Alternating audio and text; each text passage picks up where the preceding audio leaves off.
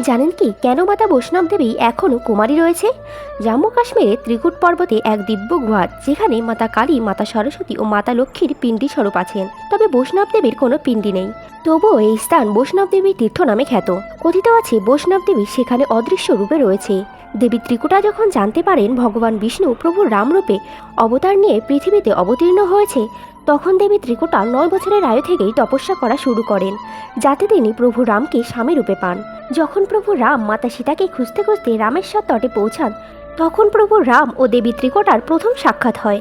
দেবী ত্রিকুটা তখন অনেক অনুগ্রহ করে প্রভু রামকে তাকে বিবাহ করার জন্য। তবে প্রভু রাম বলেন, দেবী, আমি এই জন্মে এক প্রতিব্রত রাখার ব্রত নিয়েছি, আর আমার বিবাহ সীতার সঙ্গে হয়ে গিয়েছে। তবে দেবী ত্রিকুটার দুঃখ দেখে প্রভু রাম বলেন, দেবী, ত্রিকুট পর্বতে এক দিব্য গুহা আছে, আপনি সেখানে গিয়ে আমার অপেক্ষা করুন। যখন আমি কলিযুগে কল্কি অবতারে অবতীর্ণ হব, তখন আমি আপনাকে বিবাহ করব। এই জন্য দেবী ত্রিকুটা বৈষ্ণব দেবী রূপে ত্রিকুট পর্বতে কুলি দেবের জন্য আজও অপেক্ষা করে রয়েছে। হরে কৃষ্ণ।